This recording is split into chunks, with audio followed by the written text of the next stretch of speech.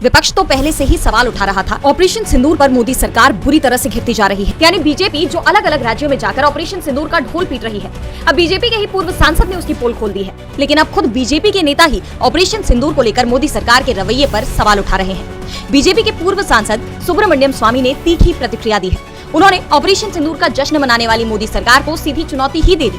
सुब्रमण्यम स्वामी के ये बयान मोदी सरकार की मुश्किलें बढ़ा रहे हैं, लेकिन सरकार इन पर चुप्पी साधे हुए है।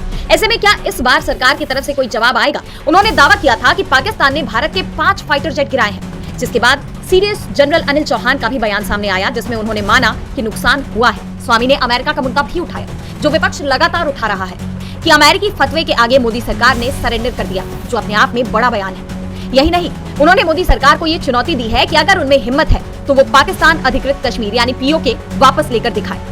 भारत और पाकिस्तान में हुए सीज फायर में अमेरिका की भूमिका को लेकर सरकार घिरी हुई है। आपको बता दें कि इससे पहले भी स्वामी ने ऑपरेशन सिंदूर पर मोदी सरकार को घेरने वाले बयान दिए हैं। क्या महाराष्ट्र का पवार परिवार और एनसीपी के दोनों गुट एक हो जाएंगे? ये सवाल महाराष्ट्र की राजनीति में लंबे समय से पूछा जा रहा है। चाचा भतीजे की इस मुलाकात के बाद कयास है कि क्या दोनों ही पार्टियों का विलय हो जाएगा।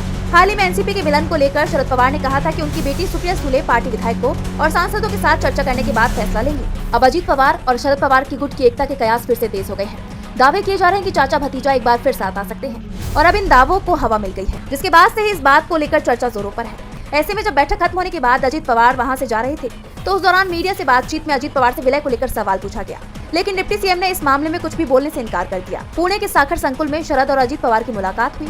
इस दौरान खास बात ये रही कि ये मुलाकात एनसीपी प्रदेश अध्यक्ष जयंत पाटिल के आवास पर बंद कमरे में हुई थी और अब अगर दोनों गुट मिल जाते हैं तो ये बीजेपी के लिए बड़ा झटका साबित हो सकता है।